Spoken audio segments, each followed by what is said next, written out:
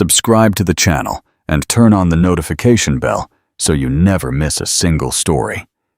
Today, we dive into The Silence Trap, the erasure of Alexander Sterling. Get ready for a masterclass in calculated revenge. The Silence Trap, the erasure of Alexander Sterling. The house remained swallowed in a sepulchral silence, the kind of dead quiet that feels significantly heavier and more terrifying than a blood-curdling scream. Alexander Sterling stood frozen in the grand entryway of his Greenwich, Connecticut estate.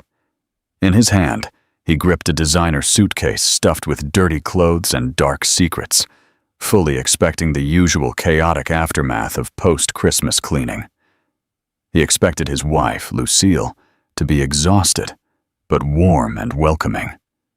He expected his 4-year-old son, Matthew, to come sprinting down the hardwood hallway. Instead, he was met with an absolute suffocating vacuum. The expensive designer furniture was all still exactly where it belonged, but the life had been entirely sucked out of the room. And there, sitting perfectly centered on the cold marble surface of the kitchen island, rested a single, thick manila envelope. It wasn't a petition for divorce. Not yet. It was something infinitely worse.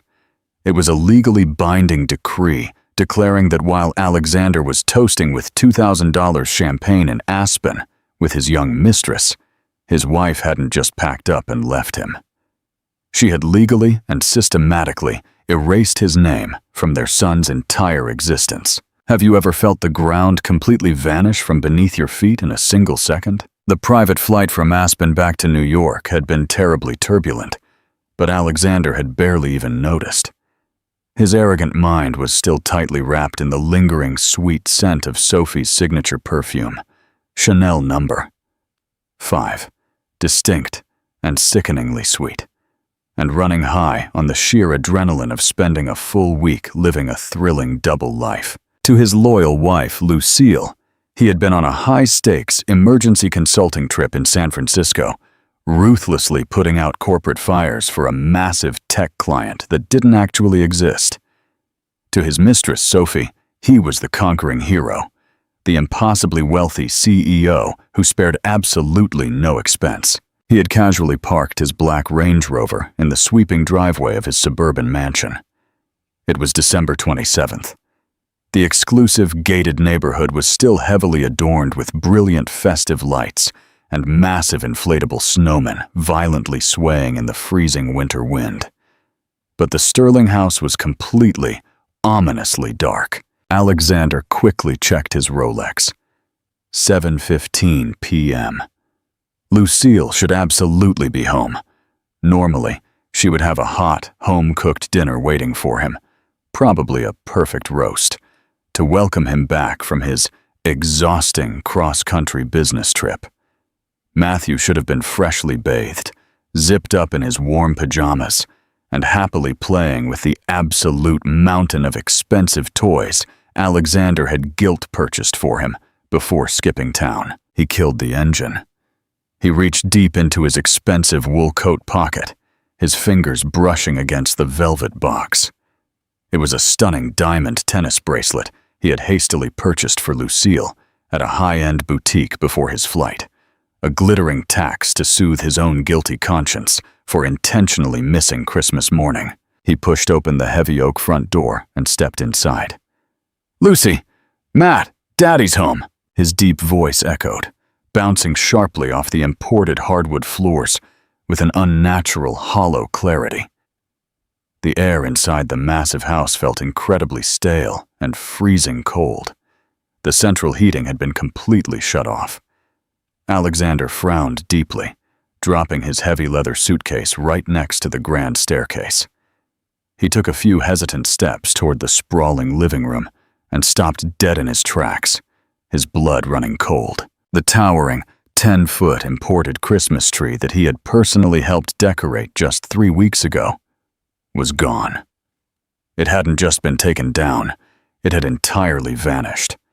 There wasn't a single stray pine needle on the expensive rug, not one forgotten piece of tinsel, the grand fireplace mantel, which was usually heavily cluttered with embroidered stockings and beautifully framed photographs of their family vacations in the Hamptons and Lake Como, was completely stripped bare. A sharp, piercing panic began to violently crawl up the back of his neck. He took the sweeping stairs 2 at a time, his heart hammering against his ribs. He burst into Matthew's bedroom. The custom-built race car bed was stripped completely bare of its sheets. The overflowing bookshelves were empty. The massive wooden toy chest was wide open and hollowed out. "No, no, no, no," Alexander muttered, his breathing turning incredibly shallow and erratic. He sprinted frantically down the hall into the master bedroom, violently throwing the heavy walk-in closet doors wide open. His expensive tailored suits were all still there. His designer leather shoes were perfectly, meticulously aligned in their cubbies. His high-end watch collection sat completely untouched on the mahogany dresser. But Lucille's half of the massive closet was a terrifying, absolute void. Her dresses, her winter coats, her shoes, all vanished into thin air. The antique jewelry box he had proudly gifted her for their 5th wedding anniversary was missing. She hadn't just packed a weekend bag. She had completely moved out, unavailable. He stared at the glowing unavailable. He stared at the glowing screen in total disbelief. That was impossible. He personally paid the family cell phone bill. He dialed it again. The exact same robotic message played. He desperately called his mother-in-law's landline, a bitter woman who had never hidden her intense dislike for him. It rang and rang until the generic answering machine finally picked up. Alexander stood completely frozen in the middle of the dark, sprawling master bedroom, feeling the crushing weight of the absolute silence violently pressing down on his chest. And then a sudden, blinding wave of pure rage washed over him. How dare she? He had only been gone for 5 days. 5 days! How in the hell could a person flawlessly dismantle an entire, established life in just 5 days? He practically ran back downstairs, desperately needing a stiff drink. He stormed into the designer kitchen, aggressively making a beeline for the custom mahogany cabinet, where he kept his top-shelf scotch. That was exactly when he saw it. Resting right next to it was his wedding. Resting right next to it was his wedding band. Not Lucille's ring. His ring. He hadn't even consciously realized he wasn't wearing it. He had purposely taken it off in Aspen, locking it away safely in the digital safe of the luxury hotel suite he had shared with Sophie. He assumed he had just stupidly left it behind. He stepped closer, his brow furrowing. He looked at the gold band. It wasn't the actual expensive ring he had left in the snowy mountains. It was a cheap duplicate. Lucille had thoughtfully bought him a basic, inexpensive silicone and gold-plated band for him to wear to the gym years ago, so he wouldn't scratch the real one. This was the exact ring he arrogantly thought was currently sitting at the bottom of his leather toiletry bag. He picked up the heavy envelope. He ripped it open with such violent force that he accidentally tore the top of the very first page. It wasn't a handwritten, emotional letter. It wasn't a tear-stained note desperately begging to know why he had strayed. It was a stark, cold, legal document. State of Connecticut, Family Court Division. Decree of minor name change. Alexander's panicked eyes rapidly scanned the dense legal jargon, desperately trying to make sense of it. He saw his son's full birth name, Matthew Alexander Sterling, but there was a thick black line violently striking right through it. Directly beneath it, printed in heavy, bold ink, new legal name, Matthew James Hayes. Hayes, Lucille's maiden name. She hadn't just left him. She had legally, permanently, scrubbed his existence from their child's identity. Do you think a mother ever has the right to legally change a child's name without telling the father? Drop your fierce opinions in the comments below. Alexander dropped the heavy parchment, as if it had physically burned his skin. "Hayes," he whispered, the word tearing out of his throat like sandpaper in the dead quiet kitchen. "You can't legally do that. I didn't sign a damn thing." He frantically snatched the scattered papers off the floor, flipping wildly to the second page. There was a signature securely stamped at the bottom. Alexander violently narrowed his eyes. It looked exactly like his signature. It flowed with the exact same arrogant flourish, the exact same sharp, aggressive loop on the A, but he hadn't signed this. He had been thousands of miles away in Aspen, unless... His mind suddenly violently flashed back to the massive stack of boring paperwork Lucille had casually placed in front of him exactly 3 weeks ago. "Just some end-of-year tax forms," she had said with a sweet smile. Something about setting up Matthew's trust fund to transfer some assets into a high-yield account before the quarter ends. He had been incredibly busy. He had been hopelessly distracted, secretly texting Sophie under the dining room table. He had just blindly signed wherever she pointed her manicured finger, completely trusting her flawless efficiency. Lucille was the one who always handled the tedious, boring details of their life so that he could freely be the creative visionary at his firm.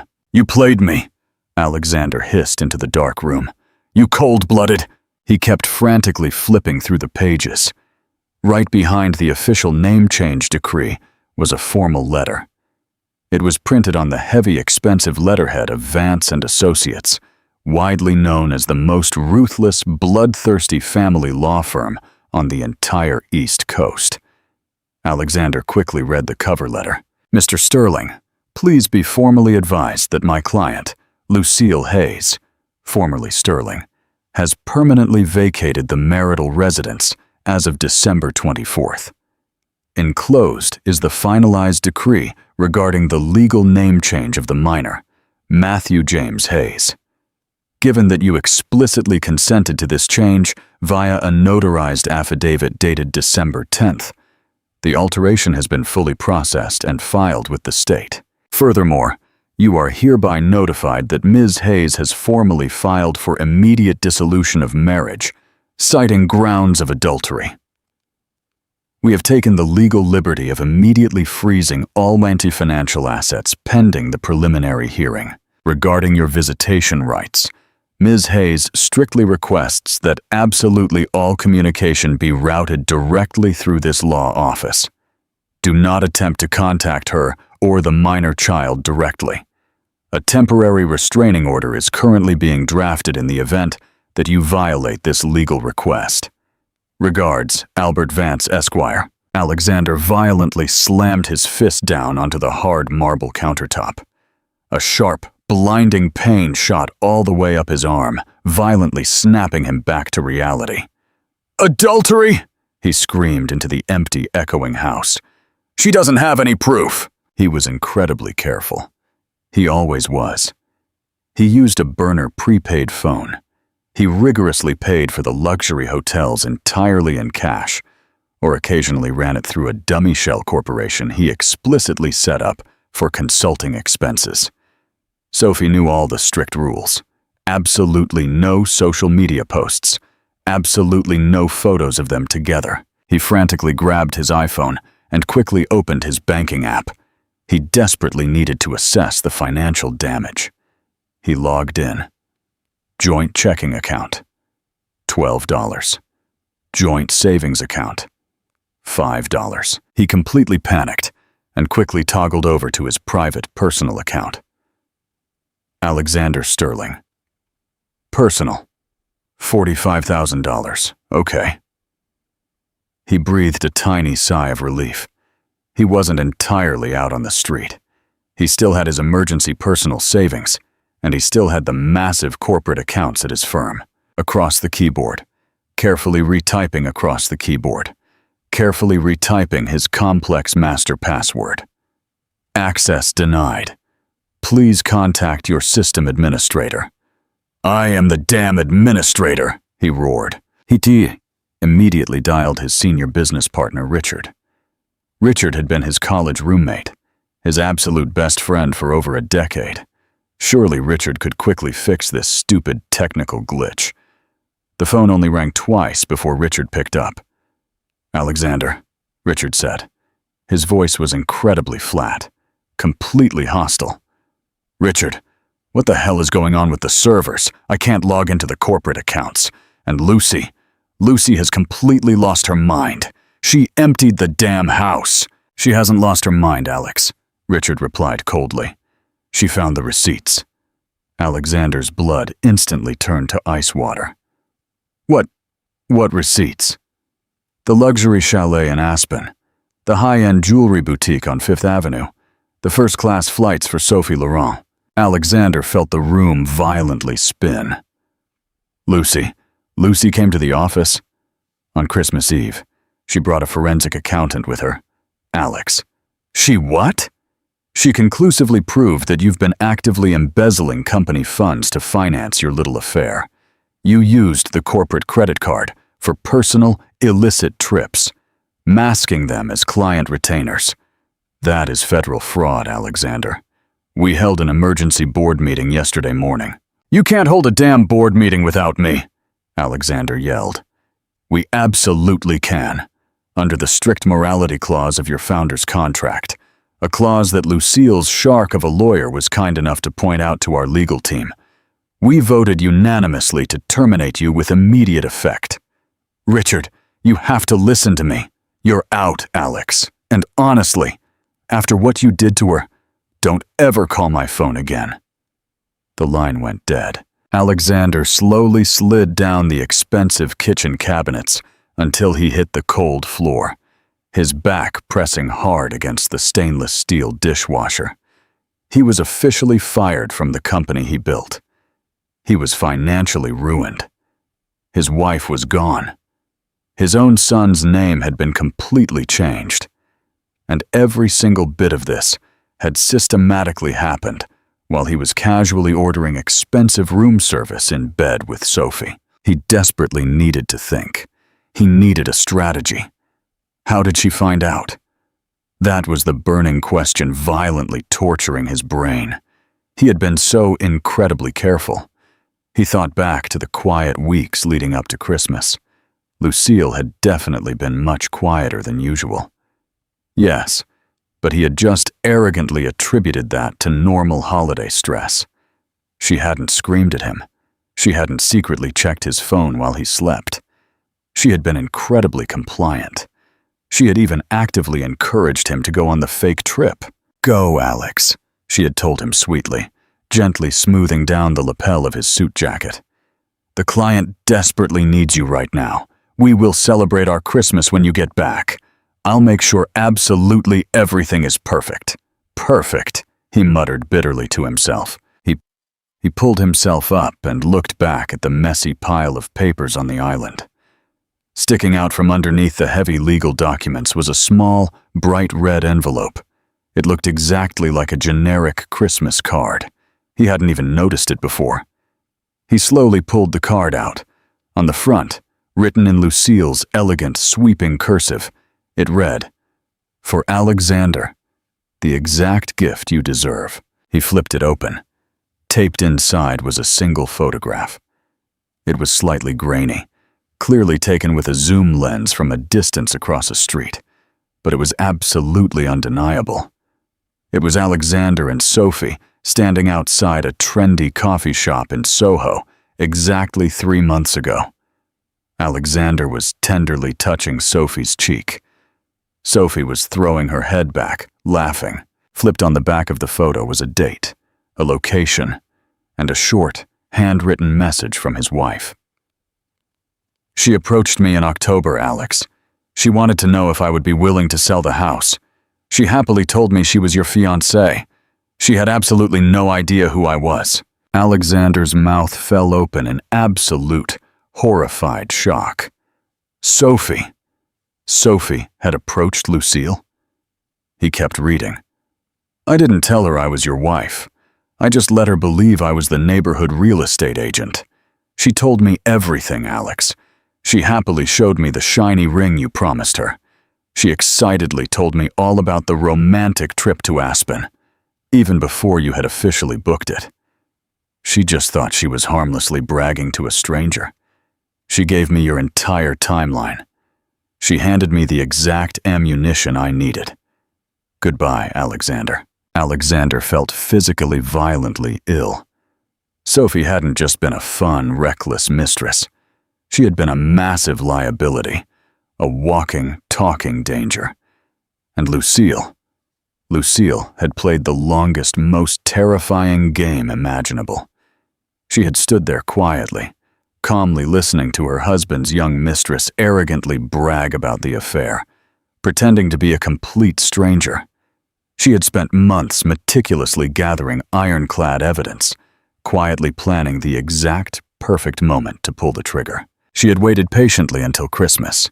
She purposely waited until he was completely out of the country, safely trapped in a massive snowstorm, to ruthlessly execute her master plan. She tricked him into legally signing away his own son's name under the clever guise of boring tax forms. She had the forensic accountant locked and loaded. She had the moving trucks perfectly scheduled for Christmas Day while the neighborhood was asleep. Wow. Lucille's revenge is absolute perfection.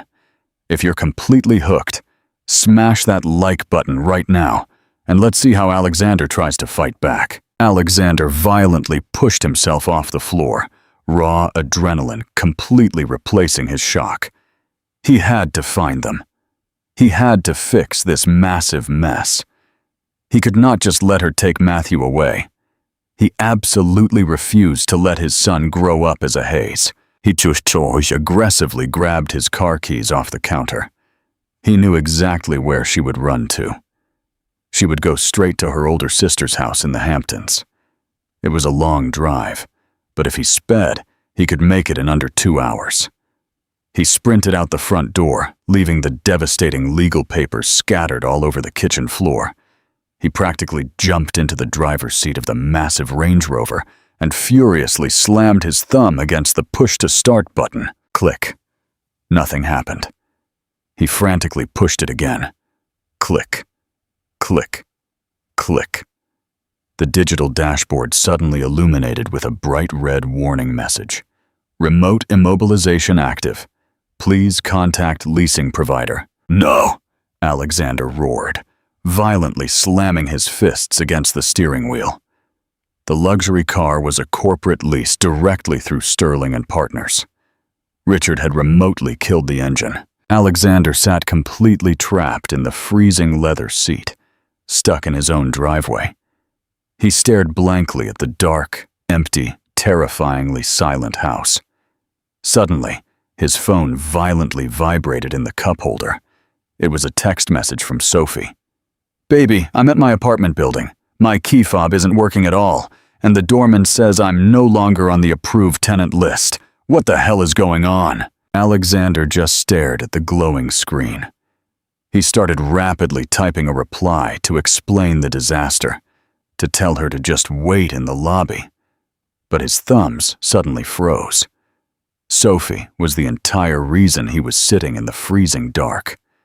Sophie's big mouth. Sophie's arrogant bragging to a real estate agent. He slowly deleted the draft. He stared at the contact name. Sophie. Aspen. He hit the block button.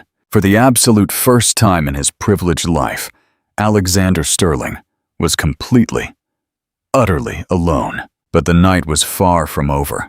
He still had one final desperate card left to play.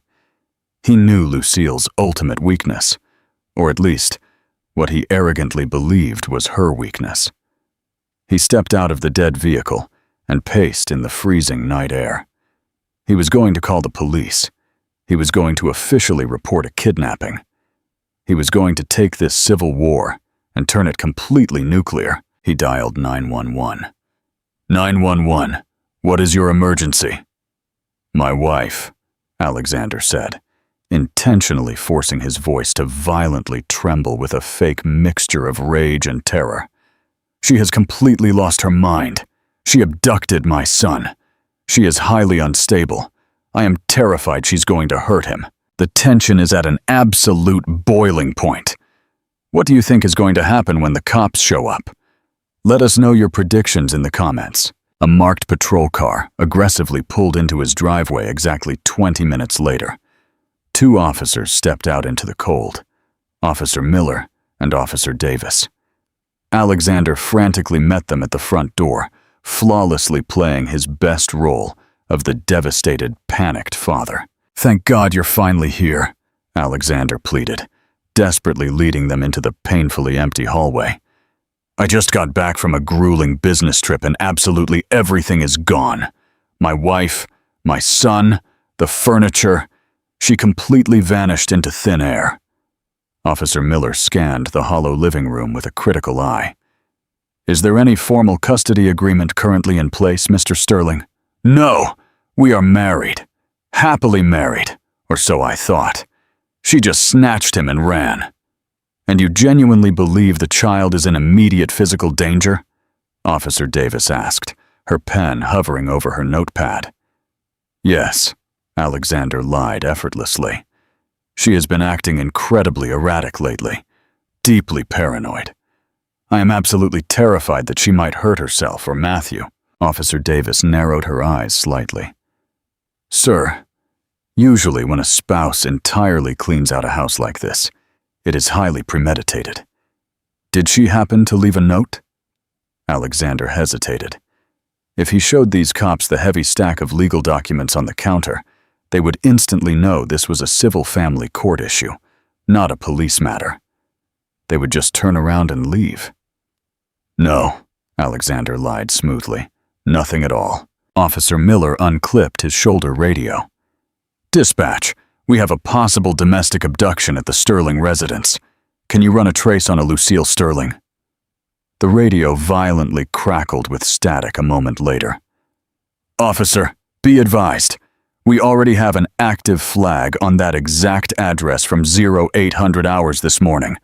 A formal welfare check and safety plan was filed by a Lucille Hayes against an Alexander Sterling. From highly sympathetic to dangerously, from highly sympathetic to dangerously suspicious." "Mr. Sterling, you explicitly told us her name was Lucille Sterling." "Yes, that is her legal married name." "Dispatch," Miller spoke into the radio, keeping his eyes locked on Alexander. "Please proceed with the details of the flag." The dispatcher's robotic voice echoed loudly in the empty hall. "Subject Lucille Hayes contacted the precinct at 0800 hours. She formally stated she was fleeing the marital home due to severe emotional abuse and infidelity. She provided a secure forwarding address to the captain and filed a formal domestic safety plan. She explicitly warned that the husband, Alexander Sterling, might attempt to file a false missing persons or kidnapping report upon his return. The heavy silence that followed was absolutely deafening. Officer Davis loudly snapped her notepad shut. "Mr. Sterling, it highly appears that your wife and your son are not missing at all. The law knows exactly where they are. She has already established secure contact." "She stole my damn son!" Alexander screamed, his carefully constructed fake facade completely shattering. "She legally changed his last name without my permission." "That sounds entirely like a civil matter for a family court judge, sir," Officer Miller said coldly, slowly backing away toward the front door. "Given that she has proactively established contact and officially reported her safety to the department, we absolutely cannot treat this as an abduction. However, filing a false police report is a federal crime." She didn't leave a note," Alexander stammered. "Except I can clearly see a massive stack of legal documents sitting right there on your kitchen island," Davis pointed out dryly. Alexander clenched his jaw so hard, his teeth ached. Lucille had ruthlessly checkmated him again. She had perfectly anticipated that his arrogant ego would immediately call the police. She had preemptively completely dismantled his fake kidnapping narrative, officially reporting her own safety before his private jet had even touched down in New York. "Have a good night, Mr. Sterling," Miller said sternly. "I highly suggest you call a lawyer." The heavy door clicked shut. Alexander was physically vibrating with white-hot rage. He desperately needed a lawyer, but he couldn't possibly afford the sharks at Vance & Associates, and he definitely couldn't afford his usual corporate fixers now that his accounts were frozen. He had to aggressively swallow his pride and go to the absolute last person on earth he knew would help him, no matter what. His mother, Beatrice. Alexander didn't call an Uber. He physically walked 3 miles in the freezing, slushy sleet to the commuter train station, riding the last empty train of the night deep into the heart of Manhattan. He finally arrived at his mother's ultra-luxurious Upper East Side penthouse, just slightly before midnight. Beatrice Sterling was absolutely not a woman who tolerated unannounced guests, not even her own flesh and blood. But when she opened the heavy mahogany door and saw Alexander, soaking wet, violently shivering, and looking exactly like a beaten dog, she didn't offer a motherly hug. She simply opened the door just wide enough for him to slip inside, her heavily Botoxed face an absolute mask of utter disappointment. "You look absolutely hideous, Alexander," she stated coldly, tightly tying the belt of her silk robe. "I am going to safely assume this disaster has something to do with that dreadful, basic wife of yours." Alexander heavily collapsed onto her vintage velvet sofa. "She left me, Mother. She took Matthew, and she changed his name." Beatrice, who was calmly pouring herself a glass of water from a crystal pitcher, suddenly froze completely.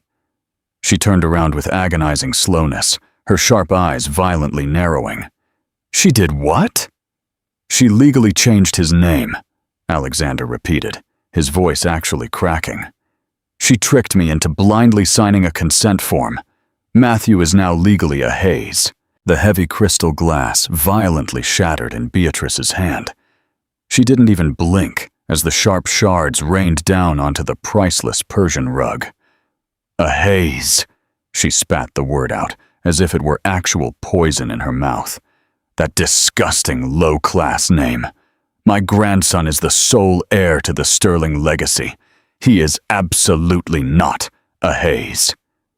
"She filed for divorce," Alexander stammered, burying his face in his trembling hands. "She knows everything about Aspen, about Sophie, of them. I didn't leave him. I certainly of them. I didn't leave him. I certainly didn't steal his children. Lucille is pathetic and weak, but stealing our family name? That is an absolute act of war." Beatrice marched over to her antique mahogany desk and snatched up her phone. She didn't dial the police. She dialed a private number entirely from memory. "Wake him up!" she barked ruthlessly into the receiver. "I do not care what time it is. You tell Sebastian Stone that Beatrice Sterling requires him in family court first thing tomorrow morning. We are filing an emergency injunction." She slammed the phone down and glared at Alexander with eyes as cold and hard as diamonds. "You are an absolute idiot, Alexander. You stupidly let a basic woman outsmart you. But you are incredibly lucky to be my son. We will not just get full custody. We are going to financially crush her. We will bury her in so much endless litigation that she won't even be able to afford a pack of gum, let alone a lawyer." "I was fired, Mom," Alexander confessed, feeling the hot shame burning the back of his throat. "Richard threw me out. They are officially claiming I embezzled corporate funds to pay for the affair." Beatrice's terrifying expression didn't change a single muscle. "Richard is a jealous parasite. I will personally buy out his majority shares by noon tomorrow and fire him myself. Stop crying like a child. Go take a hot shower. Tomorrow morning, we are going to brutally remind Lucille Hayes exactly who the Sterlings are." Alexander felt a sudden, massive flash of hope. He had completely forgotten what a terrifying, unstoppable force of nature his wealthy mother was.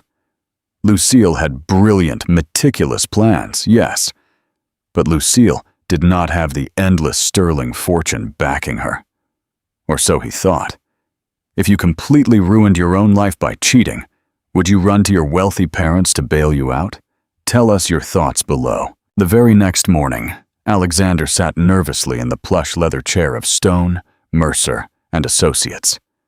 Sebastian Stone, a man who honestly looked much more like a great white shark wearing a bespoke suit than an actual human being, carefully reviewed the wrinkled legal documents Alexander had rescued from his kitchen floor. The name change is technically 100% legal if you physically sign the sworn affidavit, Stone said in a smooth, entirely disinterested voice. However, if we can successfully prove active fraud, that she intentionally misrepresented the document to you, we can have a judge void it. The divorce, however, is significantly more complicated. Stone paused, tapping his iPad screen. He frowned deeply. Mr. Sterling, did you formally transfer the deed to the Nantucket Beach House in October? No, Alexander said firmly. Why? Because according to the state property registry, the Sterling property in Nantucket is now entirely owned by an LLC called New Leaf Holdings. Alexander rapidly blinked. I never signed anything like that. The signature is fully notarized, Stone replied, casually sliding the iPad across the desk. Alexander stared at it. It was his signature. Again. And then the horrifying memory violently hit him. The night of his massive birthday party. Lucille had thrown him a huge surprise bash. He was incredibly drunk. Very drunk. She had giggled sweetly, casually joking about needing him to quickly sign some boring insurance papers for his boat, while he was in a great mood. He had blindly signed a massive stack of papers, laughing right along with her. She's been actively planning this for months, Alexander whispered in horror. Since October, she has methodically liquidated virtually all of your joint assets, Stone said, tapping the screen again. And because she legally moved the funds directly into an irrevocable trust explicitly for the child, they are completely untouchable during the divorce proceedings. She didn't steal the money, Alexander. She aggressively locked it down for Matthew. You cannot legally touch a single dime. Back. Get the name back. We haven't back. Get the name back. We have an emergency preliminary hearing scheduled for Friday, Stone said calmly. But tread very carefully. Lucille's lawyer is Albert Vance. He is quite literally the only man in this entire city that I am actually afraid of. The agonizing days leading up to the massive hearing were a blur of blinding rage and cheap whiskey. Alexander was forced to stay in his mother's guest room, feeling exactly like a grounded, powerless teenager all over again. He desperately tried to call Sophie. He needed an ally. He needed her to willingly testify that Lucille had actively stalked and harassed her, that Lucille was the crazy one. He unblocked her number and hit dial. Hello? Sophie's voice was absolute ice. Sophie, it's Alex.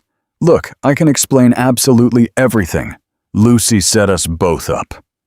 You already lied to me once, Alex. Sophie spat. You told me you were the sole CEO. You told me your net worth was $10 million. It is.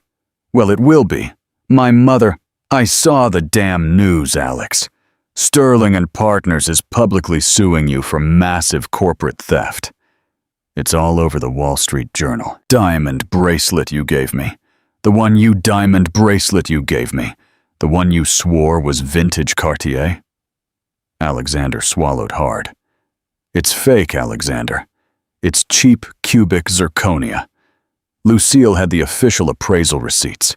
You actively charged the real one to your corporate company card, immediately returned it, kept the cash, and handed me a worthless knockoff. That is not true, Not. I am going to gladly testify, Alex. Sophie hissed. "For her, I am going to happily hand over every single text message, every single email, and every single receipt where you promised to leave her. You completely wasted my time. You made me look like an absolute idiot. I hope she takes absolutely everything from you." The line abruptly went dead. Alexander stared at the phone in horror. He hadn't bought a fake bracelet. He had bought the real one. He distinctly remembered the massive receipt. Wait. He had purchased the bracelet in New York before the flight. He had carelessly left it sitting in his open briefcase in the study. Lucille had full access to his briefcase. She must have secretly swapped it. She must have returned the real one, bought a cheap fake, and planted the corporate receipt to flawlessly prove his embezzlement. She was systematically dismantling his entire life, piece by piece, brilliantly weaponizing absolutely everyone he knew against him. On Thursday night, Alexander's phone loudly buzzed with a notification. It was a Google alert he had vanity set up for his own name years ago. Consultant Alexander Sterling, accused of running massive Ponzi scheme. He frantically clicked the link. It was a highly reputable financial blog. The detailed article outlined how Sterling and partners had been secretly siphoning client money into offshore accounts for years. The article explicitly named Alexander as the sole mastermind. It heavily cited anonymous insider sources. "Richard!" Alexander hissed into the dark room. Richard was aggressively pinning all of the company's dirty laundry entirely on him. While Alexander was hopelessly distracted by his explosive divorce, Richard was brilliantly framing him for years of massive financial malpractice. And Lucille had timed her dramatic exit absolutely perfectly to dodge the nuclear fallout. By legally changing Matthew's name to Hayes, she wasn't just being petty and spiting Alexander. She was actively, desperately unlinking her innocent son from a man who was about to become a highly publicized federal pariah. It wasn't just a breakup. It was a calculated rescue mission. The family courtroom was cold, sterile, and smelled strongly of cheap lemon wax. Judge Valerie Torres was presiding. She was notoriously known as the executioner in family law circles. She had absolutely zero patience for courtroom theatrics. Alexander sat nervously next to Sebastian Stone. He was wearing his absolute best navy suit, but it hung loosely on his frame. He had lost 10 pounds in a single week. Directly across the aisle sat Lucille. She looked absolutely incredible. She wasn't wearing the boring, oversized sweaters she usually wore around the house. She was wearing a razor-sharp, cream-colored tailored suit that made her look like a high-powered executive. Her hair was cut into a sleek, aggressive bob. She didn't look at Alexander once. She stared straight ahead. Sitting right next to her was Albert Vance. "Case of Sterling versus Hayes," the bailiff announced loudly. Sebastian Stone immediately stood up. "Your Honor, we are here today to file an emergency motion to instantly restore the legal name of the minor, Matthew Sterling. The name change was obtained through highly fraudulent means. My client was heavily manipulated into signing the documents." Judge Torres peered critically over her reading glasses. "Fraud is a very serious accusation, Mr. Stone. Do you have concrete proof?" "Mr. Sterling will testify under oath that he firmly believed he was signing standard tax documents, and yet—" Vance slowly stood up, his deep voice booming across the room. "Mr. Sterling is a highly seasoned business consultant, Your Honor. A man who literally reads complex contracts for a living. Are we seriously expected to believe he blindly signs legal decrees without reading the bold title at the very top of the page?"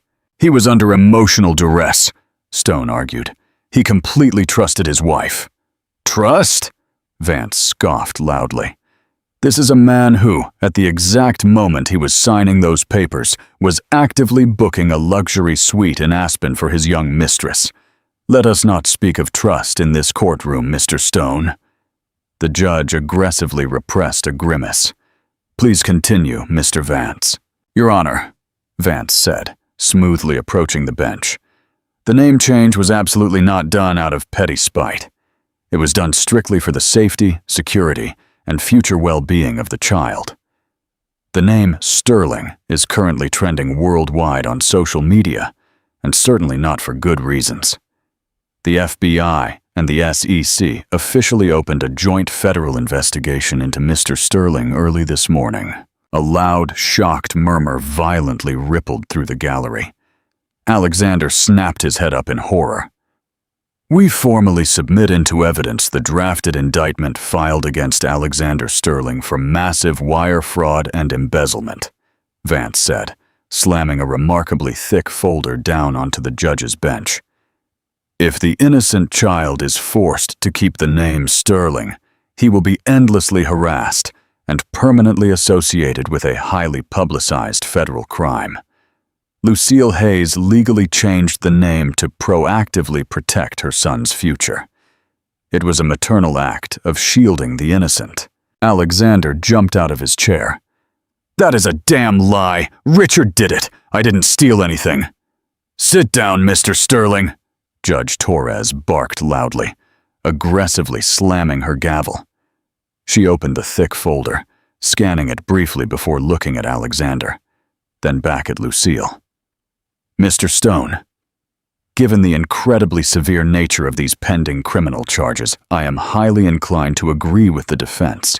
It is in the absolute best interest of the child to legally distance himself from the extreme volatility of the father's situation. But the Sterling legacy! Beatrice suddenly screamed from the gallery. We built this damn city!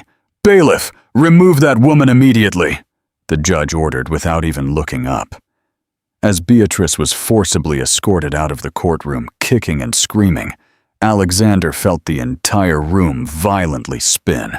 However, the judge continued calmly, I will not grant full, sole custody to Ms. Hayes, based entirely on an indictment. Innocent until proven guilty. We will temporarily move to supervised visitation. Your Honor, Lucille finally spoke for the very first time. Her voice was incredibly clear and steady. May I speak briefly? Proceed, Ms. Hayes. Lucille slowly turned her head to look directly at Alexander. For the first time in weeks, their eyes locked. Her eyes weren't filled with fiery hate. They were filled with deep, crushing pity.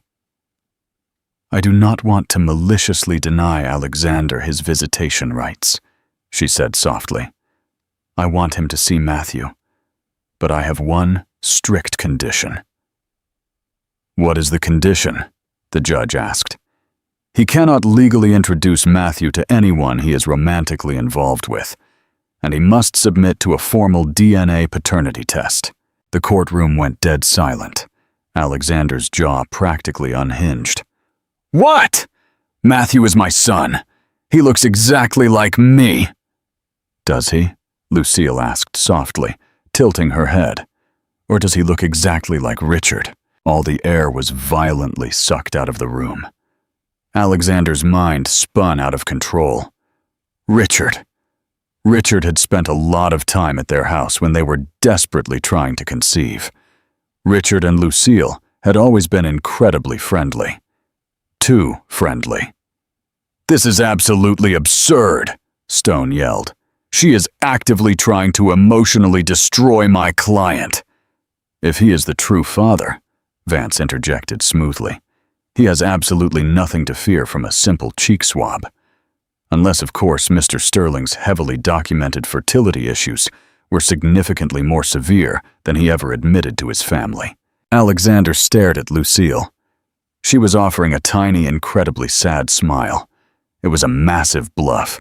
It had to be a bluff.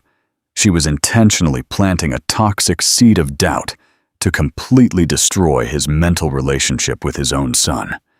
But then he quickly glanced back at the gallery. Richard had just quietly slipped into the back row to eagerly watch the carnage. Richard slowly made eye contact with him and winked. Alexander felt a primal scream violently rising in his chest. "I will take the damn test," Alexander yelled, his voice shaking with pure, unadulterated rage. "I will take it, and when I absolutely prove he is mine, I am going to legally take him from you forever. Order!" Judge Torres violently slammed her gavel. "Paternity test officially ordered. Hearing adjourned until the medical results are processed. The moment of absolute truth is finally approaching." Do you think Alexander is actually the father? Drop your wild predictions in the comments. The sterile hallway outside courtroom 4B felt exactly like a bright, white tunnel of doom. It was Tuesday, Judgment Day. Alexander Sterling sat rigidly on the hard wooden bench, his knees violently bouncing with an uncontrollable, nervous rhythm. Sitting perfectly upright next to him was his mother, Beatrice. She was a terrifying statue carved entirely out of ice and old money. Her expensive leather-gloved hands gripped her crocodile purse with a violent force that turned her knuckles pure white. She hadn't spoken a single word to him since they left the penthouse. The massive, unspoken threat hung heavily in the air. If the boy was not a true Sterling, the endless money would be instantly cut off. The expensive lawyers would walk away. The powerful protection would evaporate. Beatrice Sterling absolutely did not pay for messy mistakes, and she certainly did not pay for bastards. The heavy oak doors finally swung open. The armed bailiff signaled them to enter. Alexander slowly walked into the arena. Lucille was already seated. She looked infuriatingly serene and calm. She didn't turn around to look at him. Sitting arrogantly in the very back row of the gallery was Richard Davis. Richard was casually leaning back, a massive, smug smirk plastered across his face. He was eagerly waiting for Alexander to be completely humiliated. He desperately hoped the DNA test would finally confirm his own twisted, ultimate victory over Alexander's life. He made a tiny, mocking salute. Alexander felt violently nauseous. "All rise," the bailiff announced. Judge Valerie Torres swept into the room, took her high seat, and carefully adjusted her reading glasses. She slowly picked up a single, heavily sealed envelope resting in the dead center of her bench. The sharp, tearing sound of the judge ripping the thick paper open seemed to absolutely deafen the silent room. From the genetic testing laboratory, regarding the legal paternity of the minor, Matthew James Hayes, the judge stated, her voice completely devoid of emotion.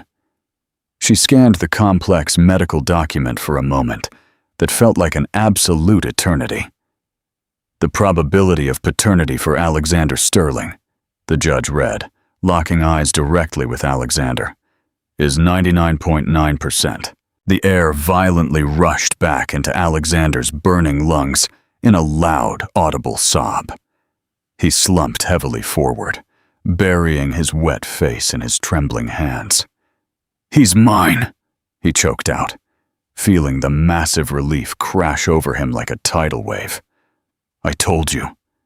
He's mine." He couldn't help himself. He rapidly snapped his head around to look at the gallery.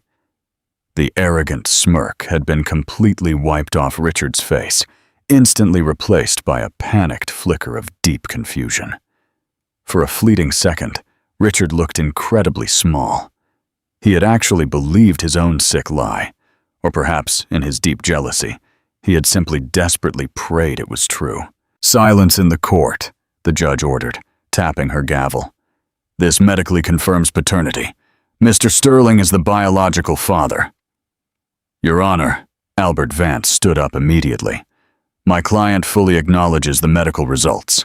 We formally withdraw the legal challenge to paternity. However, we have a massive new emergency motion to aggressively introduce regarding the custody arrangement." Sebastian Stone shot out of his chair. "On what grounds? My client is the legally confirmed biological father. He has fundamental rights. We demand the immediate restoration of the Sterling name and full joint custody." "We object," Vance said, his deep voice dropping a full octave, turning deadly serious. Because as of 0900 hours this very morning, Alexander Sterling has been officially designated as a cooperating federal witness in an active FBI investigation. You really had no idea, did you?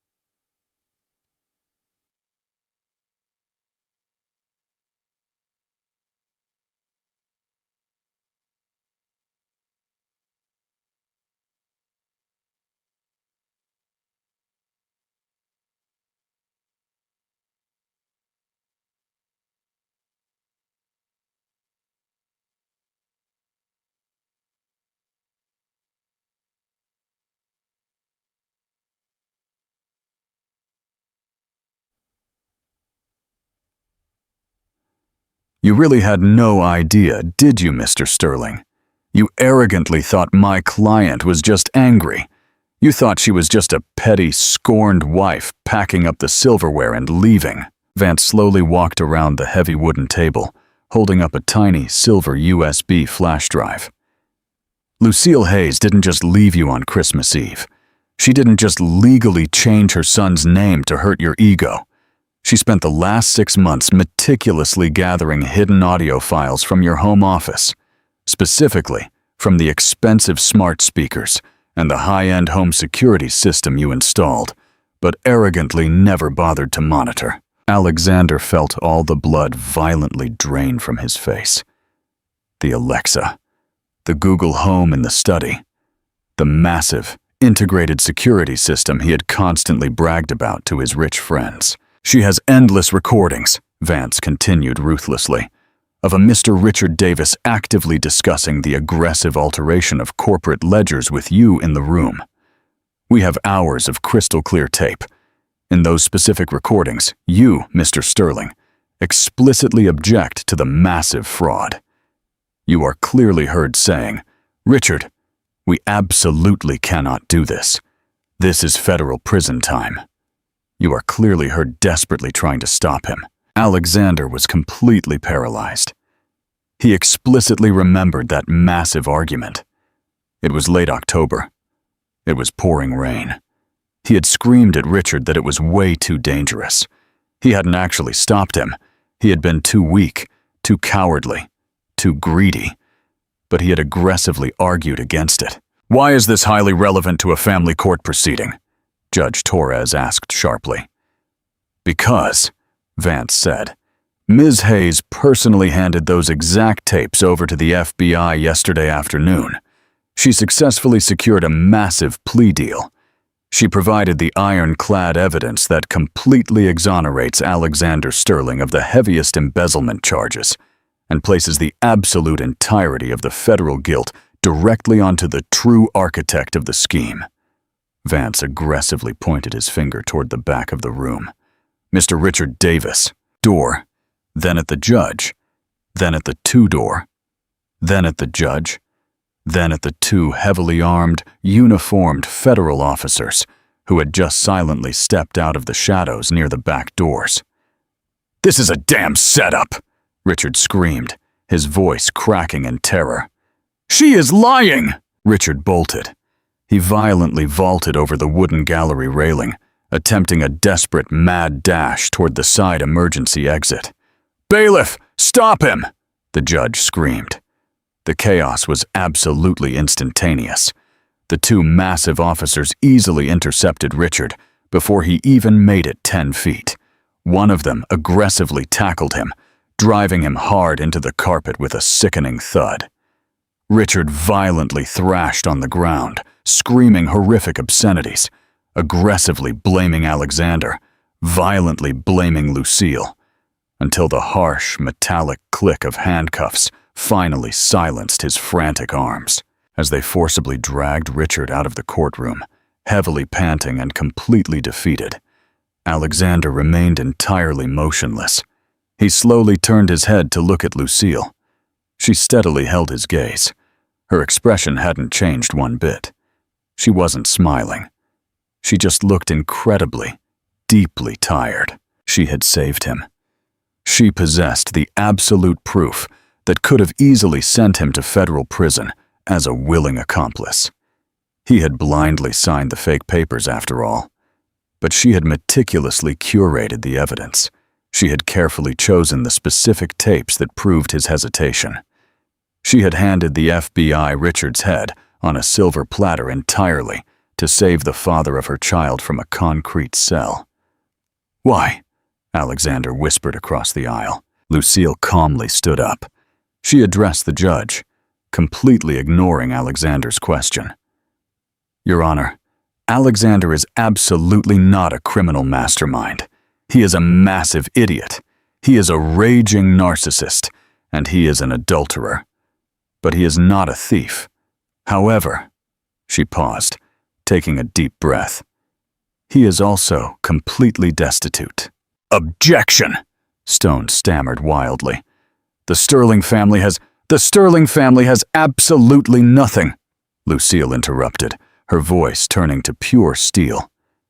"The IRS and the FBI officially seized all corporate accounts belonging to Sterling and Partners this morning to immediately begin restitution to the investors Richard defrauded. All of Alexander's personal accounts are permanently frozen. Even the Sterling Family Trust is currently under a massive federal audit." "Let them touch my money." Lucille turned. "Let them touch my money." Lucille turned slowly to face her furious mother-in-law. "The federal audit covers the entire estate, Beatrice. It will take them years to untangle the mess. In the meantime, Alexander has absolutely no house, no income, and absolutely zero means to financially support a child." Lucille calmly opened her designer leather briefcase and pulled out one final, thick document. "I am formally offering a deal. I have accepted a massive position as Chief Operating Officer for a firm in London. I am moving there with Matthew next week. Alexander will legally grant me full physical custody. He will legally allow the name Hayes to permanently remain, and he desperately needs a clean slate far, far away from the massive scandal attached to the Sterling name." "And if I violently refuse?" Alexander asked, his voice shaking. "I am his father. I have rights."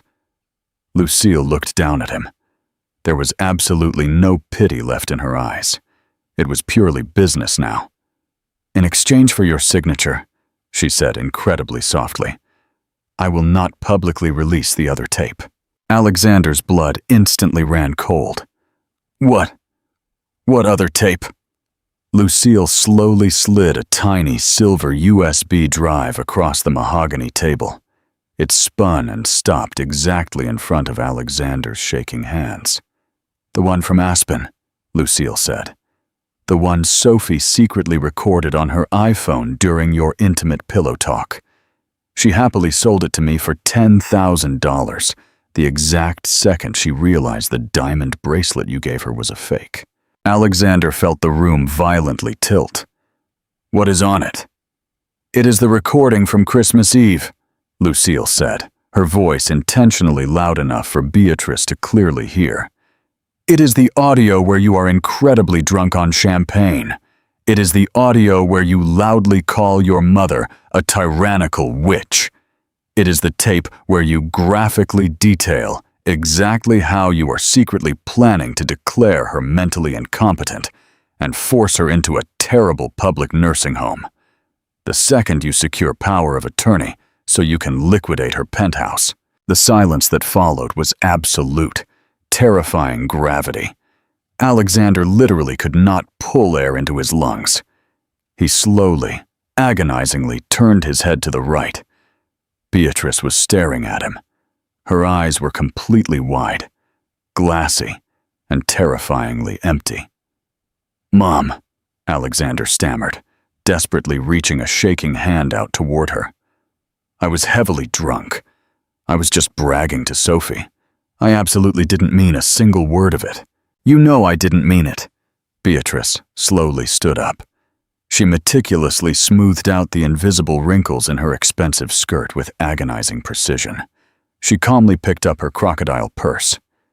"You are entirely alone, Alexander," she said. Her voice wasn't filled with rage. It was completely dead. "Do not ever contact me. Do not come to the penthouse. Security already has strict instructions to physically bar your entry. You are officially disinherited.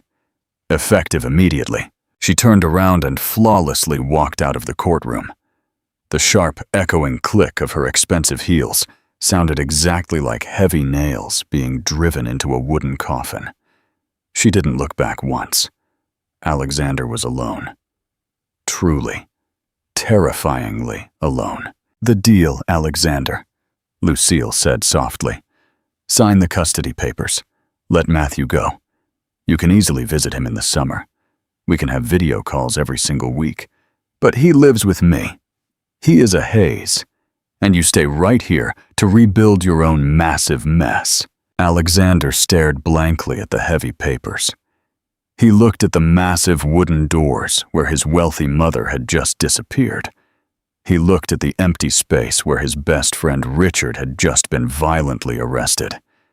He finally profoundly realized what had happened. Lucille hadn't just changed the locks. She had brilliantly dismantled his entire reality. She had aggressively stripped away his deep arrogance, his massive fortune, his business, his mistress, and his mother. But she had kept him out of a federal prison cell. It was the absolute final act of a wife who had once truly loved him. It was a merciful execution. She had violently burned his entire life to the ground so that he could actually survive in the ashes. He slowly picked up the expensive pen. His hand was violently trembling, but he firmly pressed the tip against the thick paper. He signed it.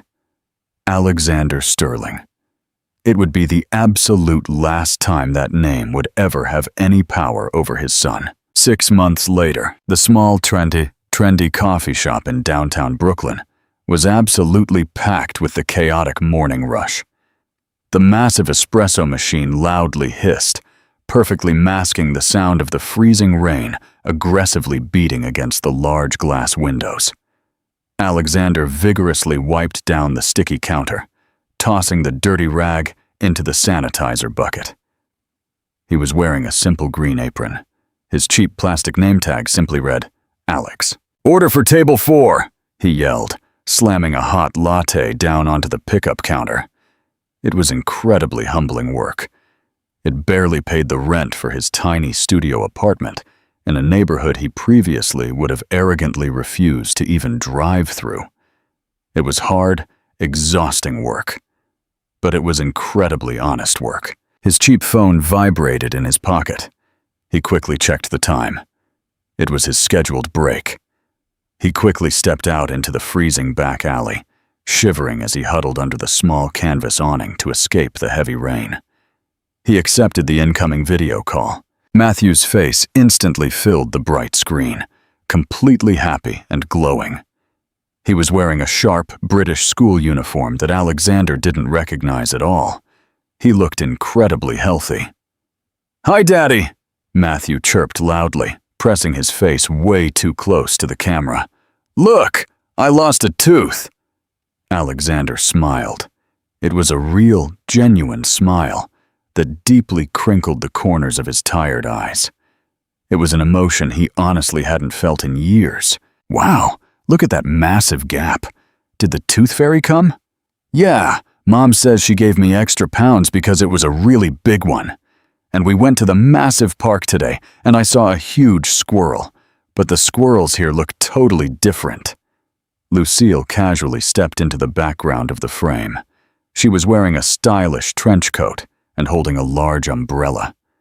She looked significantly younger, incredibly lighter. The heavy, dark tension that used to permanently live in her jaw was completely gone. She looked directly into the camera. Her eyes were polite. They were distant, but they were no longer freezing cold. "Say goodbye, Matt," she instructed softly.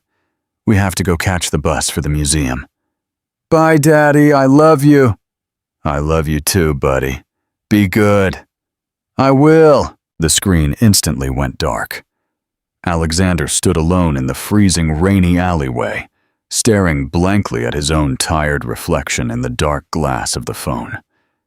He looked significantly older. He looked deeply exhausted. He had completely lost the massive empire. He had lost the powerful name. He had lost the endless luxury. But he wasn't rotting in a concrete federal cell, and he was absolutely no longer living a massive lie. He slowly pocketed his phone, took a deep breath of the freezing, damp air, and turned back toward the heavy metal door. "Hey, Alex!" his teenage manager yelled from inside. "We desperately need more milk up front." "Coming," Alexander yelled back, and he walked back inside to work. And that is the incredible story of how Alexander Sterling lost absolutely everything just to gain the only thing that actually mattered, the brutal truth. This story serves as a terrifying reminder that even though betraying a loyal partner might seem incredibly easy in the heat of the moment, you never truly know exactly who you are sleeping next to. Lucille Hayes played the ultimate long game. She didn't scream. She didn't fight. She coldly calculated. She systematically dismantled his entire life with the surgical precision of a master strategist, brilliantly proving that the most dangerous person in the room is almost always the quietest one. Alexander lost his fortune, his fake reputation, and the highly conditional love of his mother. But in the very end, Lucille mercifully handed him a clean slate, a hard, lonely, and exhausting slate, but a perfectly clean one. What did you think of this explosive story? Do you think Alexander got off way too easily? Was Lucille an absolute hero for saving him from federal prison, or a cold villain for weaponizing her son's name? Would you have signed those custody papers? Smash that like button if you loved this tale of calculated revenge and justice. Don't forget to subscribe and hit the notification bell so you never miss the drama. Comment Team Lucy or Team Alex down below to let me know whose side you are on. Thanks for watching, and I'll see you in the next one. What an intense story. Let me know if this hits the exact tone and length you were looking for, or if we should jump right into the next one.